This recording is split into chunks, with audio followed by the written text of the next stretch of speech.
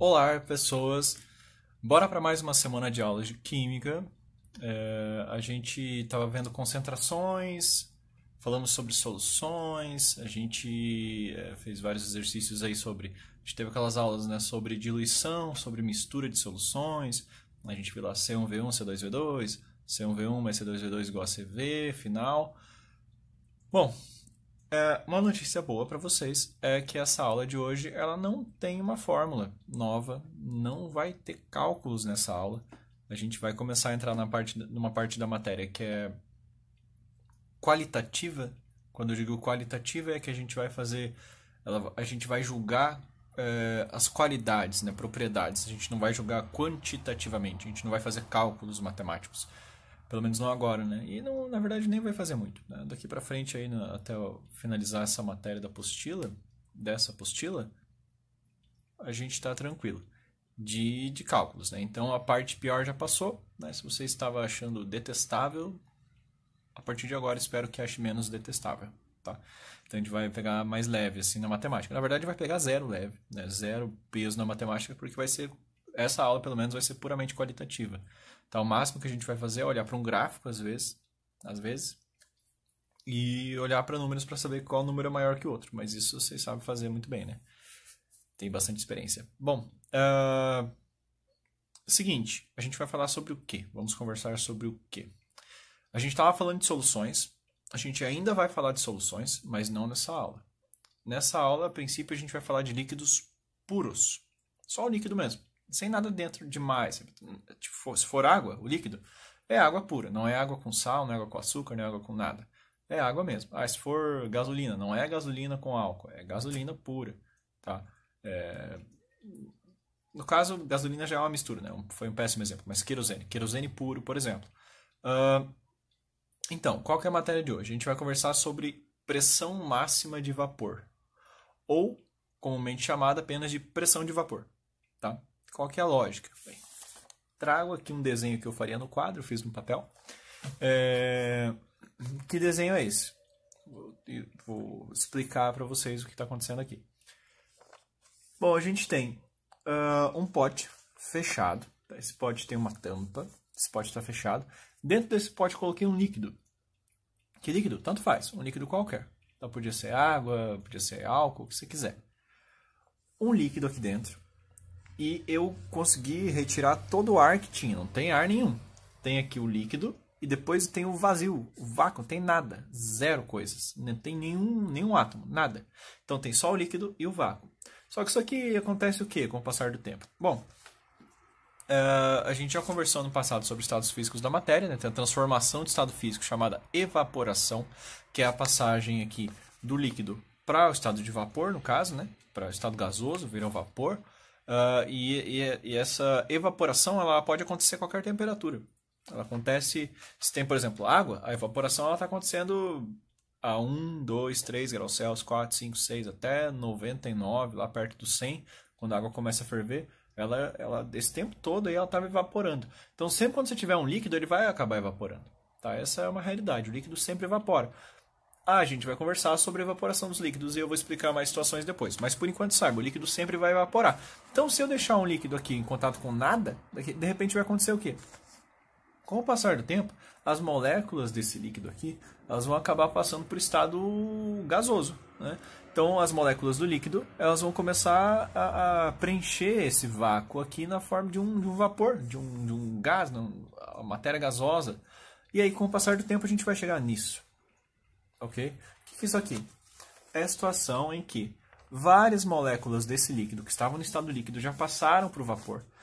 Daí ficaram aqui na forma de vapor, algumas voltaram para o estado líquido, as que estavam no líquido voltaram para cá. Tem um trânsito aqui de moléculas, tá? Do estado líquido para o estado de vapor, do estado de vapor para o estado líquido. Isso é um fluxo contínuo. Vai, volta. Então várias moléculas vão, várias moléculas voltam. E aqui a gente tem uma situação bem dinâmica, tá? De um sentido direto, um sentido inverso, em que as moléculas líquidas viram moléculas no estado gasoso, as do estado gasoso viram moléculas líquidas. Vai chegar um momento que essa ida e essa volta, ela acabam ficando em equilíbrio. Isso quer dizer o quê? Que se 30 moléculas sobem, 30 moléculas descem, entende? Tipo, o número de moléculas que passa para o vapor é o mesmo número de moléculas que volta para ser líquido. Nesse momento em que a gente atingiu esse equilíbrio, então, contando uma história de novo, né? Não tinha nenhuma molécula gasosa. Aí, com o passar do tempo, elas foram preenchendo esse vácuo. Aí, algumas delas voltaram, algumas foram. E aí começaram a fazer esse fluxo, né, de passagem de evaporação, condensação, evaporação, evaporação, condensação, evaporação, condensação, evaporação, condensação, até chegar um momento em que estabilizou o sistema, ou seja, o número de moléculas que condensa é o mesmo número de moléculas que evapora.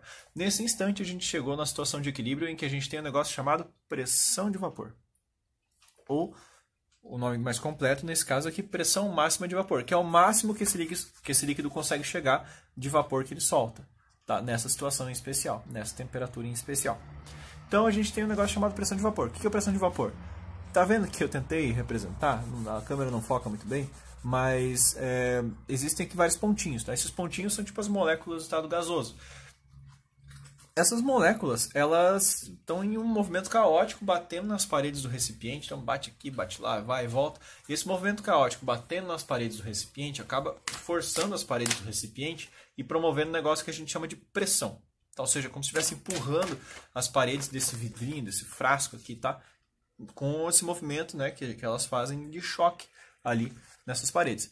Bom, então a gente tem esse líquido vaporizando, aqui no caso, né, evaporando. Você tem essas moléculas batendo nas paredes e formando uma pressão aqui dentro. Essa pressão máxima, né, que acontece nessa situação, a gente chama pressão máxima de vapor. Né? Por quê? Porque é a pressão que o vapor faz.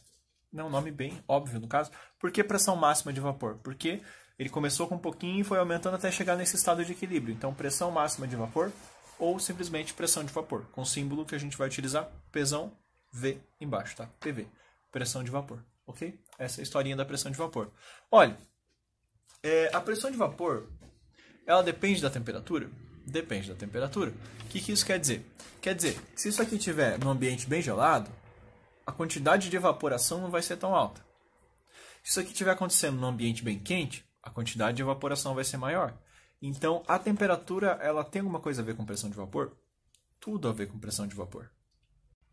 A gente pode relacionar a pressão de vapor com temperatura através de um gráfico. Meio que no gráfico fica mais clara qual que é a tendência da relação das duas grandezas, tá? Pressão de vapor e temperatura. Os gráficos de pressão de vapor por temperatura são, por exemplo, esse aqui. Esse gráfico de pressão de vapor por temperatura, que a pressão de vapor está em milímetros de mercúrio, uma coisa que vocês vão estudar melhor em física, pressão, tá? A temperatura está em graus Celsius aqui embaixo. Então, pressão de vapor, temperatura. Esse é um gráfico crescente, perceba. Esse aqui eu coloquei o gráfico para água, tá? É um gráfico crescente. Isso quer dizer o quê? Quer dizer que quando aumenta a temperatura, o que acontece com a pressão de vapor de um líquido? Aumenta. Então, se eu fizer isso aqui num ambiente bem quente, a pressão de vapor vai aumentar, vai aumentar, vai aumentar. Quanto mais quente o ambiente, maior vai ser a pressão de vapor. Ou seja, um gráfico de pressão de vapor por temperatura tem que ser um negócio crescente. Ou seja, temos aqui um gráfico que sobe. Quanto maior a temperatura, maior a pressão de vapor. Ok?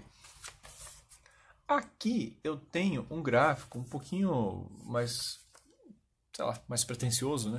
Ele tem 3 líquidos diferentes. Tem aqui água, álcool e éter. Esses 3 líquidos diferentes têm 3 curvas diferentes no gráfico. Essas curvas, como a gente pode interpretá-las comparando umas com as outras? Bem, quanto mais alta essa curva, maior é a altura dela no gráfico. Claro, óbvio, né? E essa altura no gráfico, ela está te dando qual informação? Pressão de vapor. Ou seja, dessas 3 curvas, qual que está mais para cima? A curva do éter, que é um líquidozinho que as pessoas colocam num pano para desmaiar as outras em filme de ação. O éter, ele tem uma pressão de vapor bem alta. Então, ele no gráfico, ele aparece aqui em cima. Num gráfico como esse, comparando, aquele que estiver mais acima, ele tem um valor de pressão de vapor maior. Aquele que estiver mais abaixo, tem um valor de pressão de vapor menor.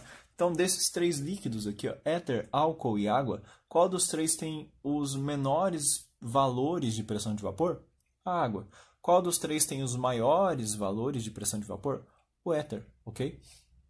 Então, saiba que pode aparecer no gráfico algo como esse para você falar, né? Qual que tem a maior pressão de vapor? É o cara que está mais em cima. Beleza? As maiores alturas ali vão dar maiores valores de pressão de vapor. Certo? Beleza. Continuemos nossos estudos aqui no nosso quadro em forma de papel.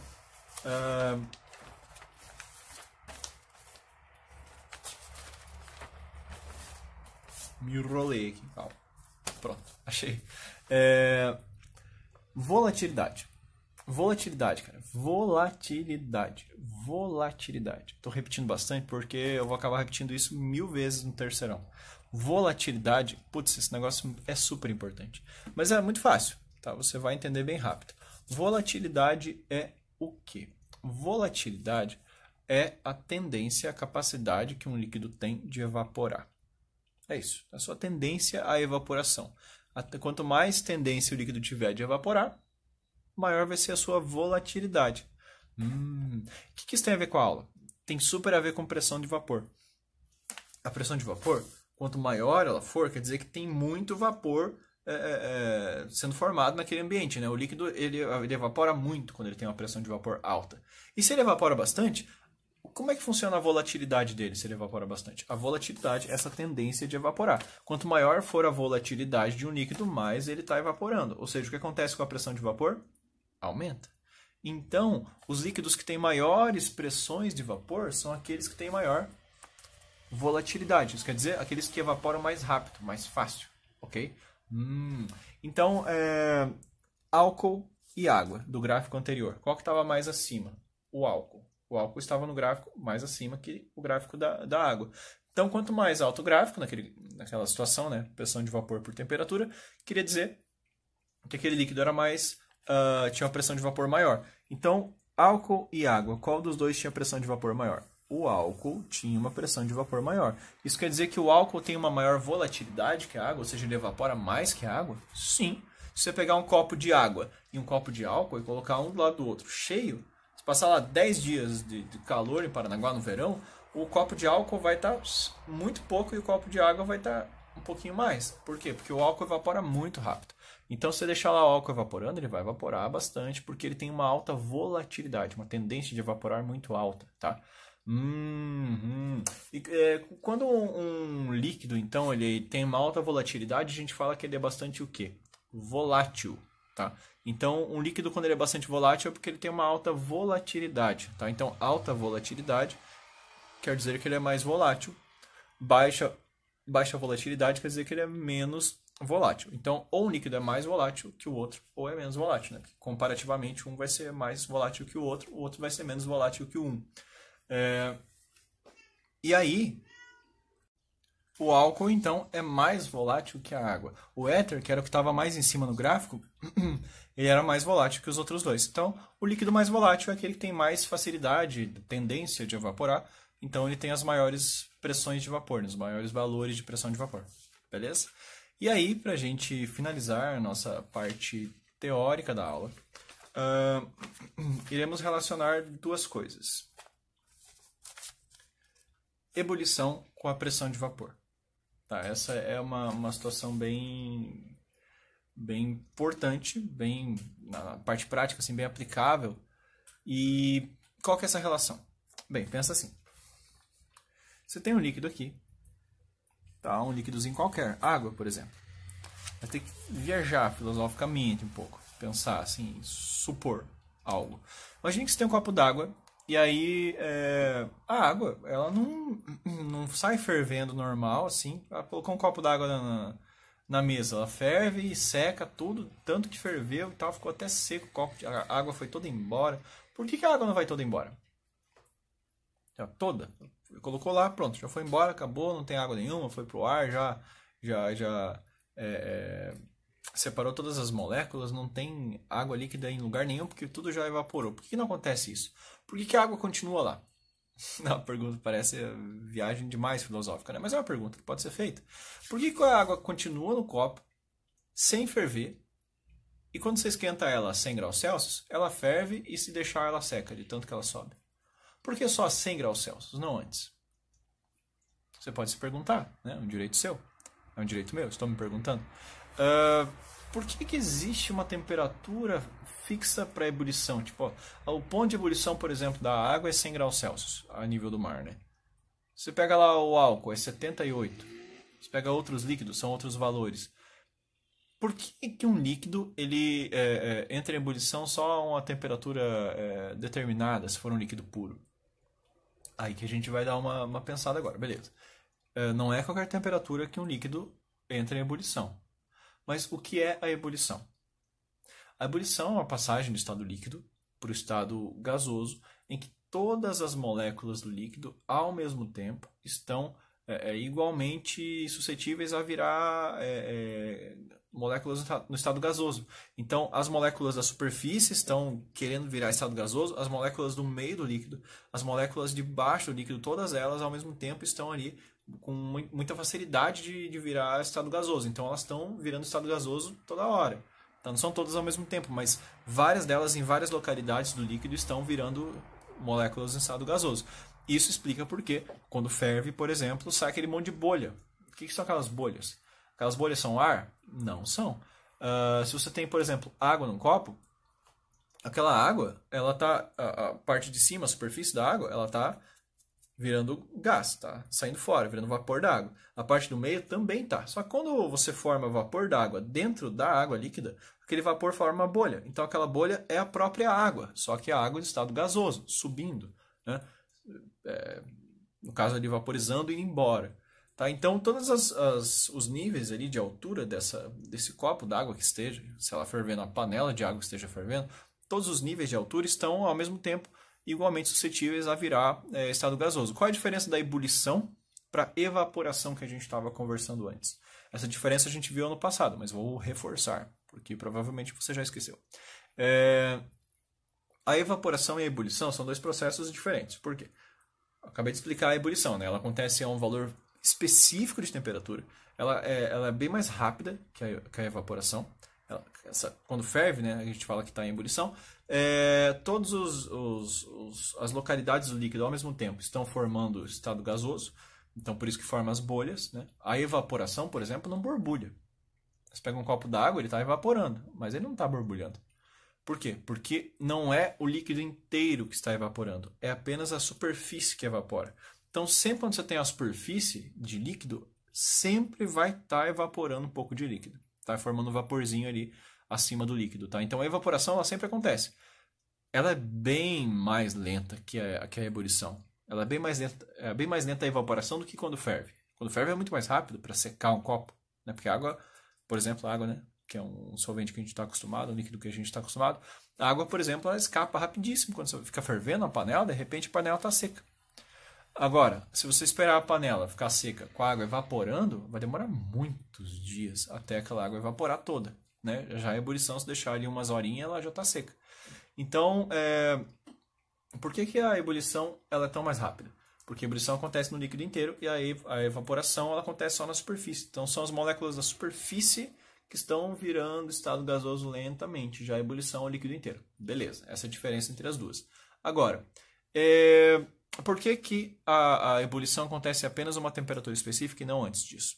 Existe alguma coisa que é rompida em algum momento, alguma barreira, para que naquela temperatura o líquido entre em ebulição. E é isso que a gente vai dar uma estudada agora. Bem, como é que funciona? Aqui, um desenho. Você tem um líquido, certo? Esse líquido, ele forma aqui acima da sua superfície uma camada temporária ali de vapor. Por quê? Porque as moléculas estão evaporando. Então, essa evaporação forma uma camadinha de vapor aqui em cima. Essa camadinha ela vai depender da pressão de vapor do líquido. Quanto maior a pressão de vapor do líquido, mais densa é essa camada aqui em cima. Tá? Beleza. Aí, o que faz o líquido não ferver a qualquer momento? Uma barreira. Que barreira é essa? Isso aqui, ó. Pressão atmosférica. A pressão atmosférica é a barreira que não faz ou que impede o líquido de ferver a qualquer momento. Ele não vai ferver a qualquer momento, por quê? Porque a pressão atmosférica está empurrando as moléculas para baixo, forçando elas a ficarem no estado líquido. Tá? Não é para isso que serve a pressão atmosférica, mas ela acaba fazendo isso por consequência. Tá? A pressão atmosférica, então, empurrando essas moléculas para baixo, forçando elas a continuarem no estado líquido, acaba barrando o líquido de ferver. Então é isso que barra a ebulição de um líquido, é a pressão atmosférica. Tá? Agora, se eu for aquecer esse líquido, se eu estiver esquentando esse líquido, o que irá acontecer? Bem, a partir do momento que eu começo a esquentar esse líquido, lembra daquele gráfico que a gente viu de pressão de vapor por temperatura? Quando você vai aumentando a temperatura de um líquido, a pressão de vapor vai aumentando também. Então, se você pegar aqui esse líquido e aquecê-lo, esse vaporzinho que está aqui em cima ele vai ficando cada vez mais espesso. E ele vai, a gente pode quantificar, imaginar uma quantia de pressão que esse vapor exerce. Esse vaporzinho aqui em cima, ele exerce uma espécie de pressão de vapor, né? Porque ele é um vapor acima do líquido. Então ele está exercendo uma pressão de vapor ali para os lados e tal, para as moléculas de ar acima dele. Então existe uma pressãozinha de vapor para essa camada de vapor aqui em cima, tá? Quanto mais eu esquento esse líquido, maior vai ficando essa camada, mais espessa, ou seja, a pressão de vapor desse líquido está aumentando. Quanto mais eu aumento a temperatura, mais eu aumento a pressão de vapor. Ok. Então, aumentei a temperatura, coloquei isso aqui no fogo. Essa camada de líquido aqui, eu fiz um desenho um pouquinho mais, né, denso de linhas aqui e tal, para representar que esse vapor está ficando cada vez mais espesso. Até o momento em que, olha que loucura, você tem aqui em cima a pressão de vapor sempre esmagando esse líquido, né? Mas, desculpe, eu falei pressão de vapor, pressão atmosférica sempre esmagando esse líquido. Aqui essa camada de vapor vai sendo aquecida e ela vai aumentando a sua pressão de vapor. Então você tem de cima para baixo no líquido a pressão atmosférica barrando o líquido de ferver. Só que com o passar do tempo que você está esquentando o líquido, a pressão de vapor desse líquido ela vai ficando cada vez maior. Então você tem a pressão atmosférica empurrando para baixo, mas você vai aumentando cada vez mais a pressão de vapor. Até chegar um momento em que tadã, esses dois valores se igualam. Quando o seu líquido estiver quente o suficiente para que aquela camadinha de vapor que fica em cima da superfície dele esteja tão espessa, tão cheia de gás, que ela exerça uma pressão tão alta que dê igualzinho o valor da pressão atmosférica, quando a pressão atmosférica e a pressão de vapor do líquido, que foi aumentada porque ele esquentou, atingirem o mesmo valor, essas duas pressões, pim, né? Essas duas pressões elas acabam se cortando, elas acabam se anulando. Então, aquela barreira que fazia o líquido não ferver deixa de existir. Então, em resumo, você tem um líquido, por que ele não ferve sempre, só numa temperatura específica? Porque alguém está barrando ele de ferver. Quem está barrando ele de ferver? A pressão que a atmosfera faz nesse líquido. Então, com o passar do tempo, se você for esquentando esse líquido, uma hora a pressão de vapor dele vai aumentando, que ela se iguala, né? Chega um momento em que ela se iguala ali ao valor da pressão atmosférica local. Isso faz com que essas duas pressões se rompam, né? Uma acaba cortando o efeito da outra, se anulem, e você tem ali o seu líquido fervendo. Então o líquido só vai ferver quando a pressão de vapor dele se igualar à pressão atmosférica do local. Esse é o resumo da história, tá? Agora, uma informação aqui. A água tem temperatura para ferver 100 graus Celsius. O álcool tem temperatura para ferver igual a 78. Isso tem alguma coisa a ver com a volatilidade desses líquidos? Tem. Porque pensa assim, o que está vencendo aqui essa pressão atmosférica para o negócio ferver? Não é a pressão de vapor do líquido? É. Aqueles líquidos que naturalmente já têm uma pressão de vapor mais alta, ou seja, aqueles que são mais voláteis, tipo o álcool em relação à água, ele é mais volátil. Ele já tem naturalmente uma pressão de vapor maior que a da água. Não seria mais fácil do álcool chegar nessa situação? Seria, porque ele já tem uma pressão de vapor que é maior.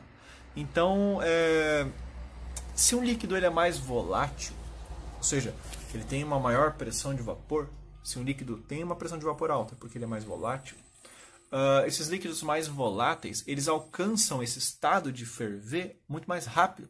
Então, o que acontece com a temperatura de ebulição desses líquidos? Pense, acompanhe esse raciocínio. Você está com um líquido bastante volátil, certo? Ele tem bastante vapor, ele evapora muito. O que vai acontecer com a situação em que ele vai ferver? Ele ferve muito mais rápido, muito mais fácil, porque ele já tem uma pressão de vapor grande. Ou seja, a temperatura em que ele ferve não é tão alta. Não precisa esquentar tanto um líquido como o álcool para ele ferver. Por quê? Porque ele já é mais volátil que a água. Então, tipo, você vai esquentando ele, uma hora ele chega rapidinho ali na situação em que ele anula as pressões. Então, a temperatura de ebulição dele deve ser menor que a da água. A da água é 100, a do álcool é 78 aproximadamente. Então, isso tem uma lógica? Tem a lógica, é o seguinte: quanto maior a volatilidade de um líquido, quanto mais volátil for o líquido, menor será a sua temperatura de ebulição, certo? Então, naquele gráfico, vamos pegar aqui. Éter. Éter era o mais volátil dos três. Eu posso dizer, com certeza, que se ele é o mais volátil dos três, é porque a temperatura, consequentemente, né, a temperatura em que ele ferve é muito baixa. É a mais baixa dos três, é a dele. Por quê? Porque ele ferve muito fácil. Se ele já é o mais volátil dos três, você vai esquentar um pouco, pim, ele já corta aquele efeito da pressão atmosférica e pronto, você tem ali o líquido fervendo. Então, desses três aqui, se a gente fosse colocar em ordem de temperatura de ebulição, a menor temperatura de ebulição seria do éter. Por quê? Porque ele é o mais volátil. Depois, a temperatura de ebulição do álcool seria um pouquinho maior que a dele. E por último, a maior das três seria da água. Por que a da água é a maior? Porque como nesse gráfico ela está mais para baixo, ou seja, ela não tem uma pressão de vapor tão alta assim, ela não é tão volátil assim, ela vai demorar mais para chegar naquele estado em que a pressão de vapor corta com a pressão atmosférica. Então, dá para fazer várias interpretações em relação a exercícios, a problemas propostos, relacionando aí pressão de vapor, volatilidade e temperatura de ebulição, tá? Bem, pessoas, essa é a matéria de hoje em resumo, tá? Na semana que vem a gente vai continuar falando sobre pressão de vapor e temperatura de ebulição, só que a gente vai adicionar mais um fator, a gente vai adicionar altitude, então a gente vai falar sobre a situação em que, por que, por exemplo, a água ferve mais rápido, mais fácil em Curitiba do que em Paranaguá. Isso tem a ver com a altitude do local, né? Então, senhoras e senhores, ficamos por aqui na parte teórica, foi isso, né? A gente teve uma aula diferente das outras que a gente estava tendo, nessa que foi mais tranquila, assim, mais teórica, mais viagem. E aí eu vou propor alguns exercícios de tarefa agora. Eu vou deixar a imagem congelada, talvez eu coloque uma musiquinha, ainda não sei, na edição. E vou deixar a imagem aqui, um print, tá, de alguns exercícios. Eu vou passar, se não me engano, são 3 exercícios de tarefa.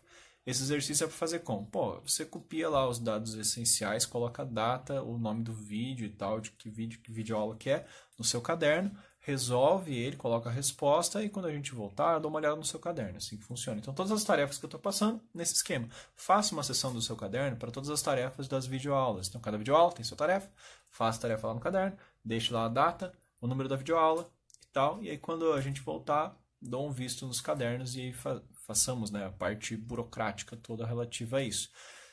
Bem, então é isso, por essa semana é só, pessoas, eu vou deixar agora aqui na edição a imagem dos enunciados para vocês copiarem os dados essenciais, colocarem as marcações e fazerem os exercícios de tarefa, beleza? Senhoras e senhores, então, ficamos por aqui e até a próxima videoaula.